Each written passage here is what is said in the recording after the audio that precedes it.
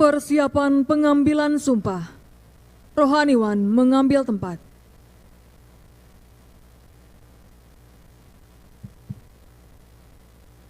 Pengambilan sumpah oleh Ketua Komisi Pemilihan Umum. Didahului kata pendahuluan sumpah.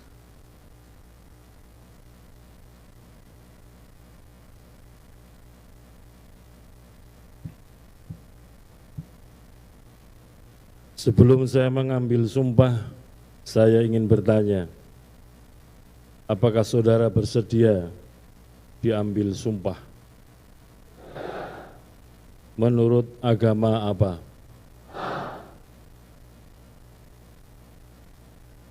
Selanjutnya saya perlu mengingatkan bahwa sumpah yang akan saudara ucapkan mengandung tanggung jawab terhadap bangsa dan negara Republik Indonesia.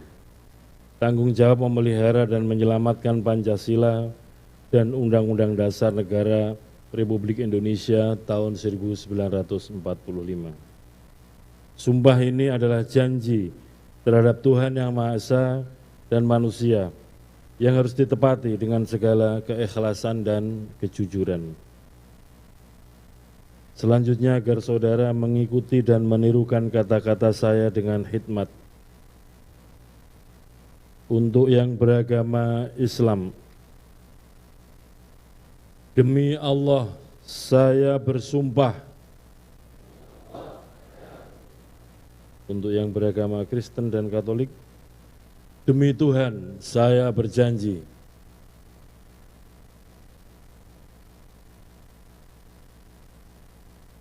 Selanjutnya untuk anggota Komisi Pemilihan Umum Provinsi Maluku,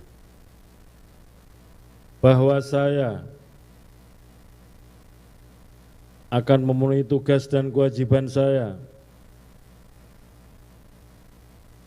sebagai anggota Komisi Pemilihan Umum Provinsi Maluku periode 2024-2029.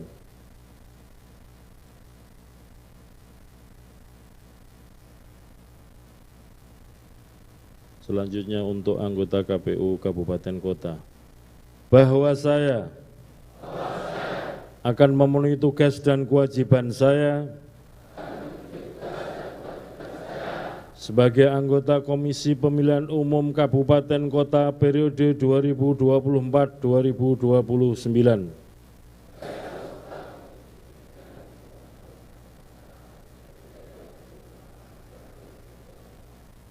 Selanjutnya diikuti bersama-sama. Dengan sebaik-baiknya, sesuai dengan peraturan perundang-undangan, dengan berpedoman pada Pancasila dan Undang-Undang Dasar Negara Republik Indonesia tahun 1945,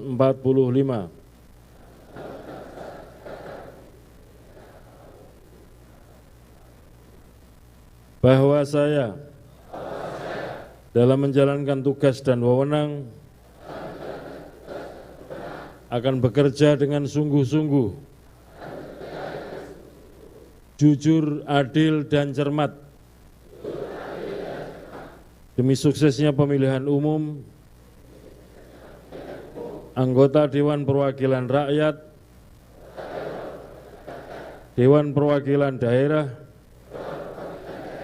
Presiden dan Wakil Presiden, Dewan Perwakilan Rakyat Daerah, Gubernur dan Wakil Gubernur, Bupati dan Wakil Bupati, serta Wali Kota dan Wakil Wali Kota. Tegaknya demokrasi dan keadilan, serta mengutamakan kepentingan negara kesatuan Republik Indonesia daripada kepentingan pribadi atau golongan. Untuk yang beragama Kristen dan Katolik, kiranya Tuhan menolong saya.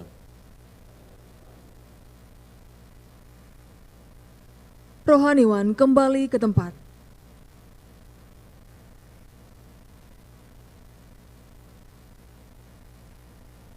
Penandatanganan berita acara pengambilan sumpah janji. Perwakilan pejabat yang dilantik mengambil tempat.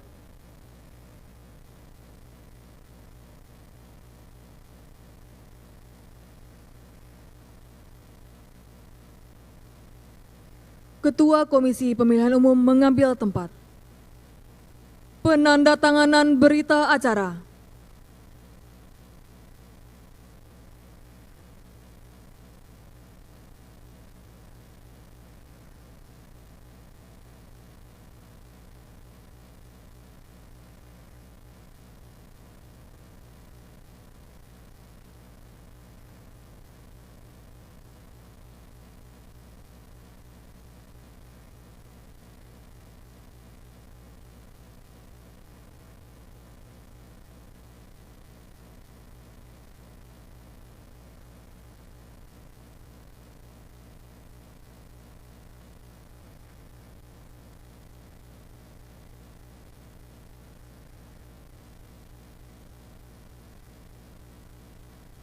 Penyerahan keputusan Komisi Pemilihan Umum.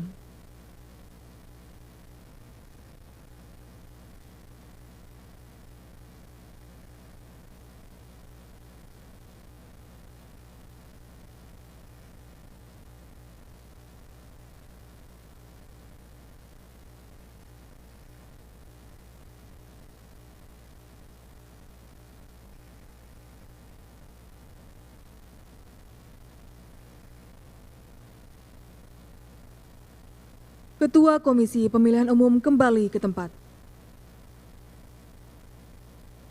Perwakilan pejabat yang dilantik kembali ke tempat.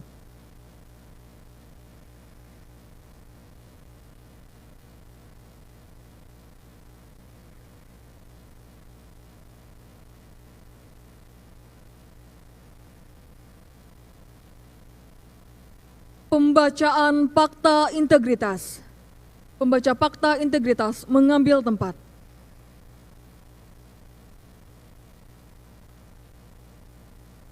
Pataka mengambil tempat.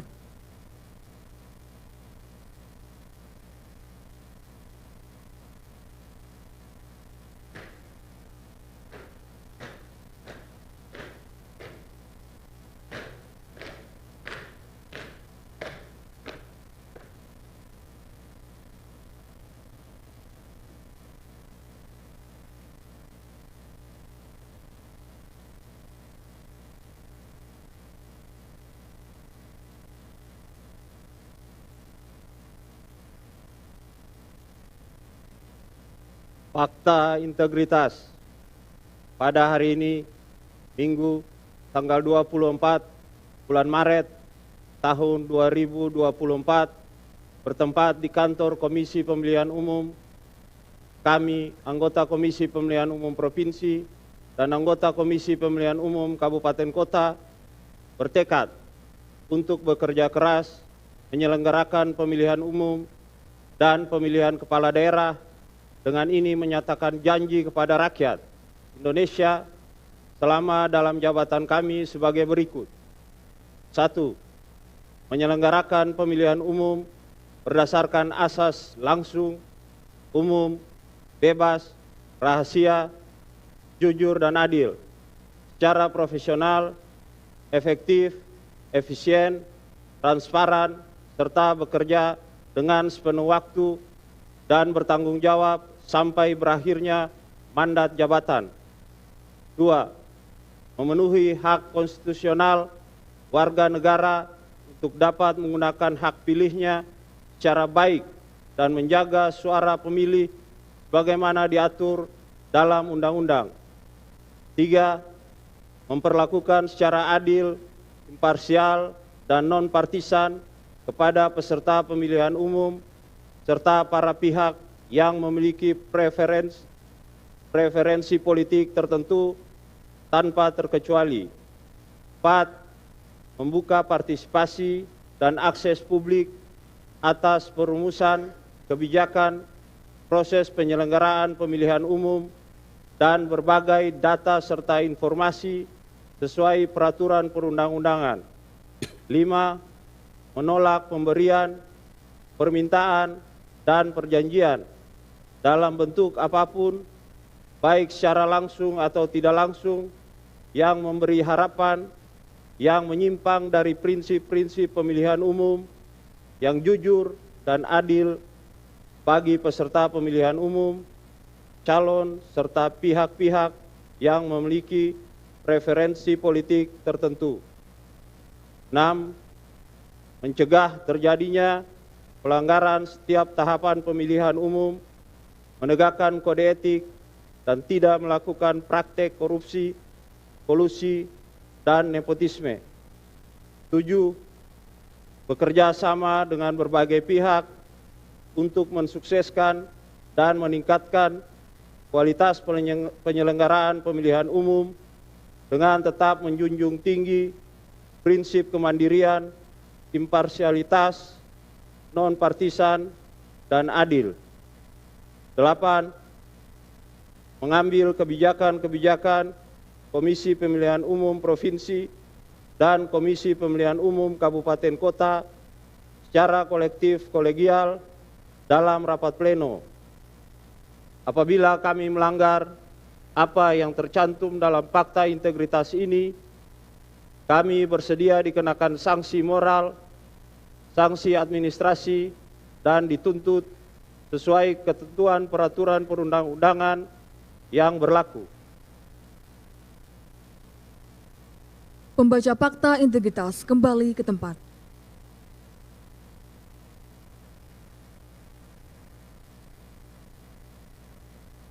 Pataka kembali ke tempat.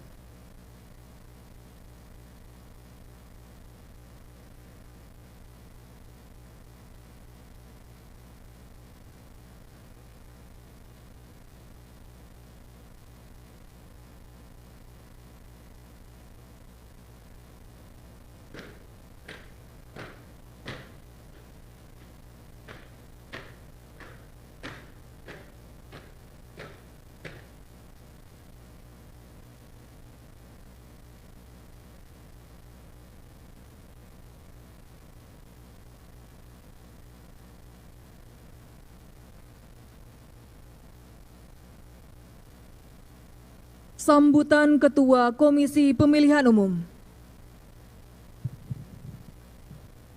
Assalamualaikum warahmatullahi wabarakatuh. Selamat sore dan salam sejahtera untuk kita sekalian. Yang saya hormati para anggota KPU yang hadir di sini, Mas Idam Holik, Mas Agus Melas, Mas Parsada Harahap, Mbak Betty Epsilon Idrus. Yang saya hormati pimpinan kesekjenan KPU, para ketua KPU Provinsi dan para sekretaris KPU Provinsi. Saudara sekalian, anggota KPU Provinsi dan anggota KPU Kabupaten Kota yang baru saja dilantik atau mengambil sumpah jabatan untuk periode 2024-2029. Pertama-tama marilah kita memanjatkan puji syukur kehadirat Allah Subhanahu wa taala, Tuhan yang Maha Kuasa, yang senantiasa melimpahkan rahmat dan nikmat kepada kita sekalian, sehingga pada hari ini kita dapat bersama-sama menghadiri dan menyaksikan dan juga melaksanakan pelantikan anggota KPU Provinsi dan anggota KPU Kabupaten Kota periode 2024-2029 dalam kondisi sehat walafiat. Saudara sekalian, para anggota KPU Provinsi dan Kabupaten Kota yang baru saja dilantik, kami perlu mengingatkan beberapa hal penting sebagai pegangan pedoman bagi saudara sekalian dalam menjalankan atau melaksanakan tugas-tugas sebagai anggota KPU. Yang pertama, kami minta saudara sekalian untuk bekerja dengan berdasar kepada peraturan perundang-undangan, baik itu yang paling utama adalah Undang-Undang Pemilu, kemudian undang-undang yang berkaitan dengan penyelenggaraan pemilu, peraturan KPU, peraturan Bawaslu, peraturan DKPP, yang berkaitan dengan penyelenggaraan pemilu. Kalau kita bekerja berdasarkan peraturan perundang-undangan, maka kita akan kokoh dalam berpendirian dan dalam melaksanakan tugas-tugas. Tidak mudah goyah, tidak mudah terombang-ambing, dan tidak mudah juga mudah tergoda dan kemudian takut karena tekanan-tekanan. Karena pegangan kita adalah peraturan perundang-undangan dan kode etik penyelenggara pemilu. dan saya minta selalu melakukan refreshing, membaca ulang di antara para anggota KPU, dan kalau ada hal yang kurang dipahami atau belum bisa dipahami jangan segan-segan untuk berkonsultasi, bertanya kepada sesama rekan kerjanya atau berkonsultasi kepada KPU satu tingkat di atasnya, KPU provinsi dan juga kepada KPU pusat, supaya apa yang kita kerjakan ini cara pandangnya sama terhadap peraturan perundang-undangan yang berlaku. Yang kedua, saudara sekalian, bahwa organisasi kelembagaan kita ini adalah bersifat nasional dan hierarkis. Saudara sudah mengikuti bahwa seleksi sampai kemudian pengambilan keputusan dilakukan oleh KPU pusat, karena KPU provinsi, KPU kabupaten kota adalah bagian dari KPU pusat.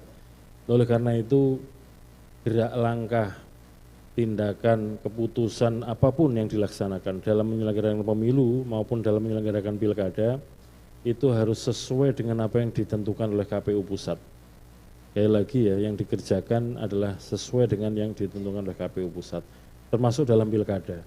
Walaupun penyelenggara pilkada 2024 nanti adalah KPU provinsi untuk pemilihan gubernur, wakil gubernur, kemudian KPU kabupaten kota untuk penyelenggaraan pemilihan bupati wali kota, namun demikian penanggung jawab akhir dari kegiatan pilkada adalah KPU pusat.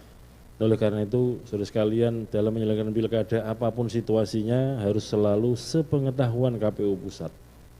Demikian juga dalam mengantisipasi potensi-potensi yang mungkin muncul sebagai problem dalam penyelenggaraan pilkada, karena pertanggungjawaban akhir adalah ada pada KPU pusat. Yang ketiga, saudara sekalian, di dalam lembaga KPU ini ada dua unsur utama. Yang pertama anggota KPU, yang kedua adalah sekretariat KPU. Oleh karena itu dua unsur ini harus selalu solid, kompak sebagai sebuah organisasi. Memang betul ada pembagian-pembagian tugas antara anggota KPU dengan sekretariat, namun demikian dua-duanya harus kompak sesuai dengan ketentuan tata kerja kelembagaan KPU. Harus transparan dan harus akuntabel di antara para anggota KPU dengan sekretariat KPU di tingkatannya masing-masing. Yang keempat, saudara sekalian, bahwa di dalam menyelenggarakan pemilu, penyelenggaraan pilkada, kita ini sebagai lembaga layanan, terutama melayani pemilih untuk dapat menggunakan hak pilihnya. Kemudian yang kedua adalah melayani peserta pemilu, termasuk nantinya peserta pilkada. Nah, oleh karena itu kami berharap saudara sekalian sepulang dari pelantikan nanti segera melakukan koordinasi silaturahim dengan stakeholder yang ada, dengan kepala daerah, dengan DPRD, dengan pimpinan-pimpinan partai politik, dengan tokoh-tokoh masyarakat, dengan kepolisian, pimpinan TNI, kejaksaan, pengadilan, dan juga teman-teman media yang ada di daerahnya masing-masing. Karena dengan begitu maka kita bisa bekerja dengan dukungan, dengan kolaborasi dan kerjasama dengan berbagai macam pihak. Karena nggak mungkin KPU bisa bekerja sendirian tanpa dukungan dari berbagai macam pihak atau stakeholder kepemiluan. Terus sekalian, yang berikutnya kami berharap saudara-saudara segera menyesuaikan ritme kerja dengan ritme kerja yang ada di KPU. Kalau kita perhatikan di antara saudara sekalian, sebagian besar yang terpilih adalah yang kemarin sudah menjadi anggota KPU dan kemudian masuk periode kedua. Tapi juga sebagian yang lain adalah belum pernah menjadi anggota KPU. Oleh karena itu segera menyesuaikan ritme kerja KPU. Saya perlu mengingatkan kembali, terhitung sejak dimulainya tahapan pemilu yaitu 14 Juni 2022, itu yang namanya hari adalah hari kalender, ya, bukan hari kerja. Jadi hitungannya sehari itu 24 jam. Oleh karena itu saya berharap menyesuaikan dengan ritme kerja itu termasuk ritme untuk menjaga pola hidup juga menjaga kesehatan kita. Terus kalian, yang saya maksud menyesuaikan ritme itu misalkan ya, setelah pelantikan ini nanti malam dilakukan rapat koordinasi untuk persiapan perselisihan hasil pemilu. Karena tahapan pemilu 2024 ini belum selesai, yang sudah kemarin adalah penetapan hasil pemilu dalam arti penetapan perolehan suara. Dan ini masih disengketakan ke Mahkamah Konstitusi. Nanti malam sekitar jam 20.30 baik taraweh ketua dan anggota divisi hukum itu kita kumpulkan untuk mempersiapkan segala sesuatunya dalam menghadapi perselisihan hasil pemilu di Mahkamah Konstitusi. Walaupun tidak semua daerah kena sengketa, dan kita bisa sama-sama buka laman atau websitenya Mahkamah Konstitusi, daerah mana saja yang menjadi lokus atau tempat persengketaan, namun demikian kita penting untuk mempersiapkan segala sesuatunya.